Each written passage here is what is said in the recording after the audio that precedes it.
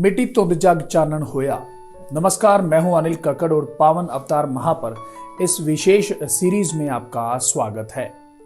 इस सीरीज के पहले भाग में आपने पूज्य परमपिता शाह सतनाम सिंह जी महाराज के प्रारंभिक जीवन के बारे में जाना। इस दूसरे भाग में हम आपको शाह सतनाम जी महाराज की बेपरवाह साईं जी से मुलाकात कैसे हुई और पूज्य साईं जी के प्रति किस तरीके से शाह सतनाम सिंह जी महाराज का प्रेम अटूट श्रद्धा में कैसे बदला, इसके बारे में बताएंगे। परमपिता जी में बचपन से ही कुल मालिक से मिलाप की तड़प व प्रबल इच्छा थी। आप जी ने तलवंडी साबो दमदमा साहिब पंजाब में जाकर सिख धर्म की मर्यादा अनुसार अमृत पान किया और सतनाम वाहेगुरु का जाप किया।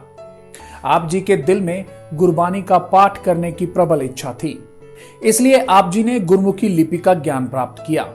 फिर आप जी निरंतर गुरबानी का पाठ किया करते और अधिकतर समय गुरबानी पढ़ने में लगाते।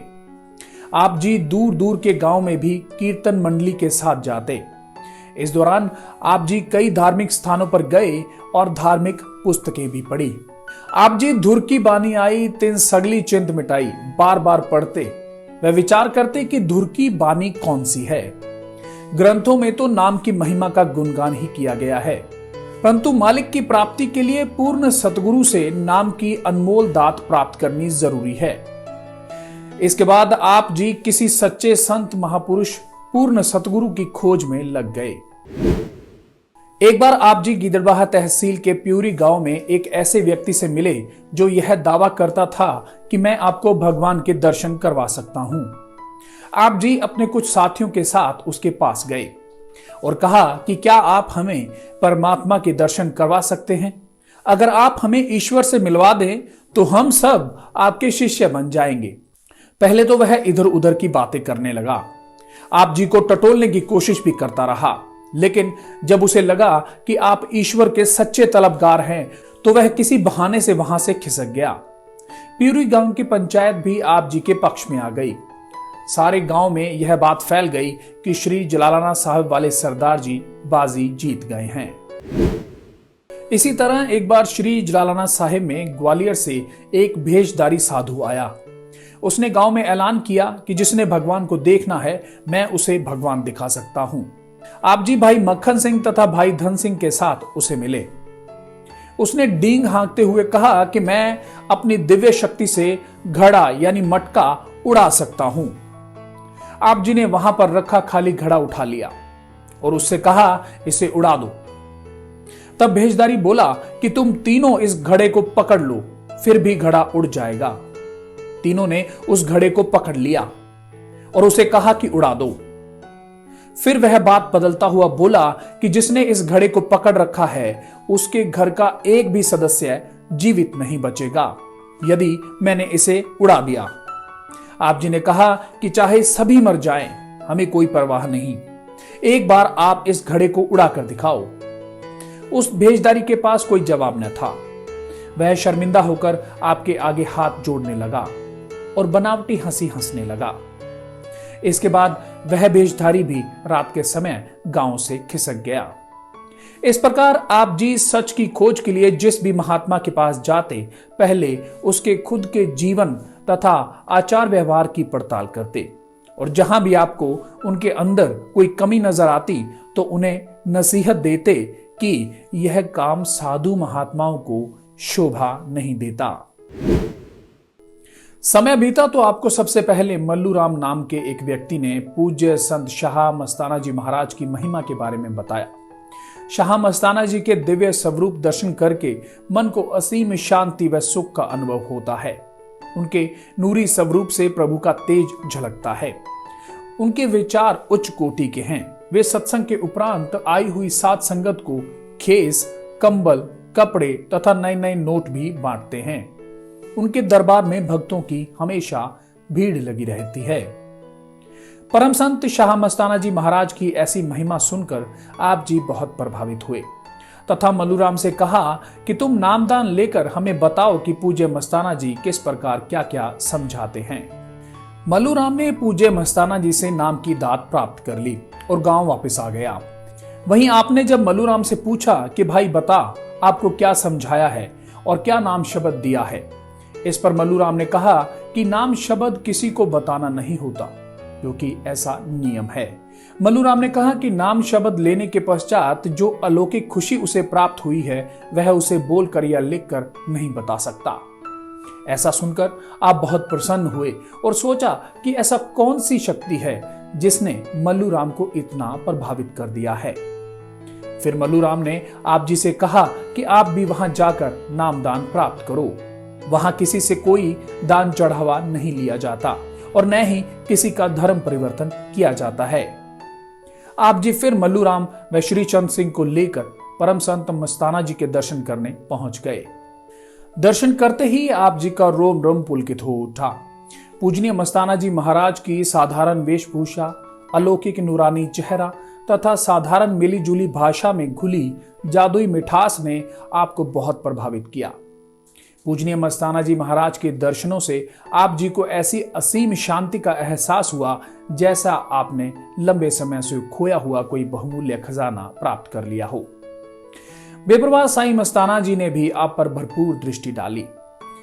अब आप जी को पूर्ण रूप से संतुष्टि हो गई और तब से आप जी ने पूजनीय शाह मस्ताना जी महाराज को अपना प्रभु, सतगुरु, परमात्मा मान लिया।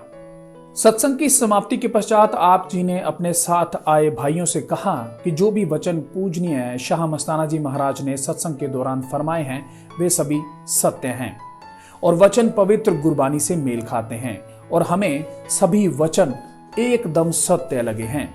आध्यात्मिकता के मार्ग में पूर्ण सतगुरु के बिना इंसान का एक कदम भी रखना असंभव है, इसलिए सच्चा गुरु धारण करना अति आवश्यक है। श्री चंद सिंह ने कहा कि हरबंस सिंह, मेरा दिल तो नाम शब्द लेने का करता है, आप जी की क्या राय है। इस पर आप जी ने खुश होते हुए फरमाया, बहुत अच्छी बात है, नाम तो लेना ही चाहिए। इस प्रकार श्री चंद को उसी सत्संग के उपरांत नाम शब्द प्राप्त हो गया। आप जी ने पूज्य मस्ताना जी के चरणों में नाम शब्द प्रदान करने की प्रार्थना की तो सर्व सामर्थ्य सदगुरु जी ने फरमाया, अभी समय नहीं आया है, जब समय आएगा तो आपको पास बुलाकर नाम देंगे, आप सत्संग सुनते रहो। आप जी फरमाया करते कि हमें जो आनंद पूज्य मस्ताना जी के सत्संग में आया वह कहीं और नहीं आया। इस उपरांत आप जी की प्रेरणा से श्री गज्जन मुनि, वैद्य करनैल सिंह, हाकम सिंह, नंद सिंह व मक्खन सिंह आदि के साथ साथ आप जी की पूजनीय माता जी ने भी नाम शब्द प्राप्त कर लिया। इसके अतिरिक्त आप जी के गांव श्री जलालाना साहिब के कई अन्य लोगों ने भी आप जी की प्रेरणा द्वारा शाह मस्ताना जी महाराज से नाम की अमूल्य दात प्राप्त कर ली। इसी बीच एक किस्सा मैं आपके साथ और साझा करता हूं, जिसमें बेपरवाह मस्ताना जी ने पूज्य परमपिता शाह सतनाम सिंह जी महाराज को नाम दान देने से पहले ही उनकी पैड़ यानी पैरों के निशान को रब की पैड़ बता दिया। यह अद्भुत घटना दिसंबर 1953 की है। एक दिन शाह सतनाम सिंह जी महाराज अपने एक रिश्तेदार को मिलने गांव गदराना गए हुए थे। ईश्वरीय संयोग से उन्हीं दिनों पूजनीय शाह मस्ताना जी महाराज भी गदराना में सत्संग कर रहे थे। उस दौरान साईं जी ने वहां 8 सत्संग किए। एक दिन गदराना गांव में भ्रमण करते हुए पूजनीय मस्ताना जी उस स्थान पर पहुंचे जहां रेत पर एक बड़ी सी पैड़ यानी पदचिन्ह बने हुए थे। उस समय साईं जी के साथ काफी संगत मौजूद थी।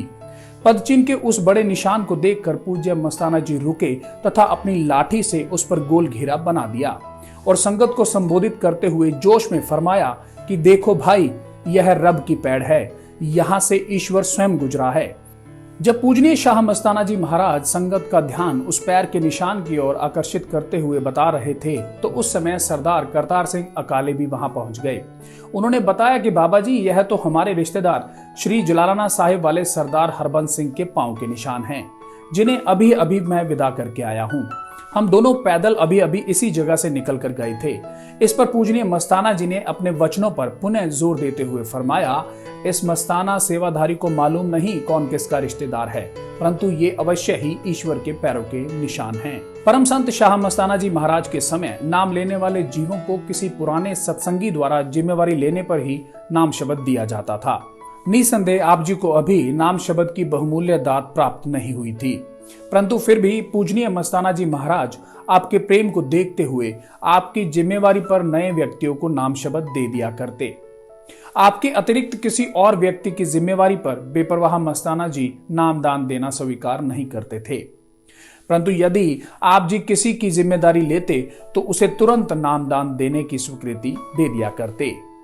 आप जी पूजनीय शाह मस्ताना जी के सत्संगों को लगातार सुनते रहे और नाम शब्द प्राप्त करने के उद्देश्य से जब भी नाम अभिलाषी जीवों की पंक्ति में बैठते तो पूजनीय शाह मस्ताना जी हर बार यह कहकर आपको वहां से उठा देते, भाई अभी आपको नाम देने का हुक्म नहीं हुआ है, आपको काल नहीं बुलाएगा, आप सत्संग में आते रहो।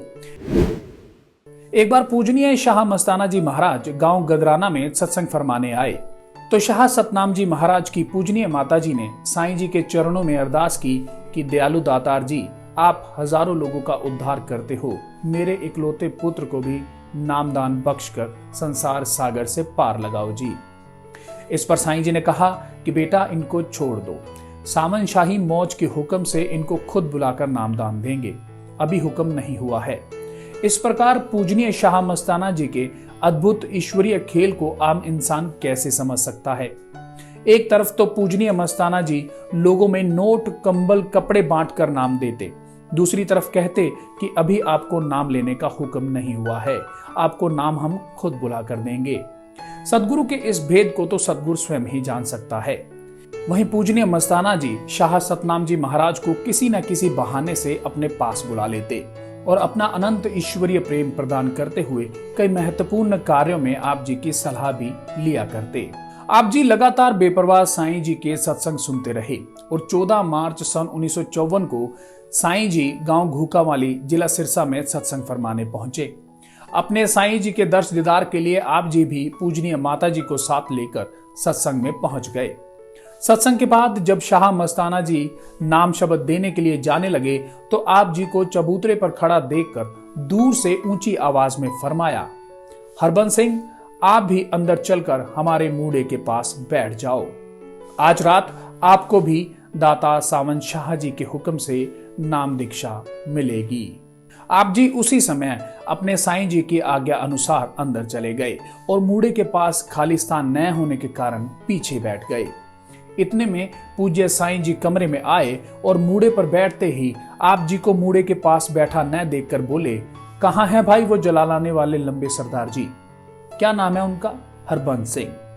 इस पर आप जी ने खड़े होकर प्रार्थना की कि साईं जी मैं यहां बैठा हूं। तब शाह मस्ताना जी महाराज ने मधुरवाणी में फरमाया, नहीं भाई, यहां आगे आकर हमारे मूढ़े के पास बैठो।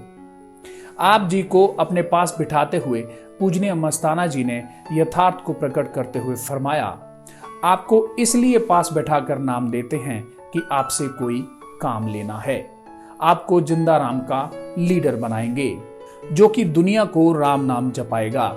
इस प्रकार पूजनीय मस्ताना जी महाराज ने आप जी को 14 मार्च 1954 को नाम की बहुमूल्य बख्शिश कर परिपूर्ण कर दिया, अर्थात स्वयं सतगुरु जी ने अपनी कृपा दृष्टि करके सर्व सामर्थ्य सतगुरु ही बना दिया। साधु बोले सहज सुभाए, साधु का बोला बिरथा न जाए।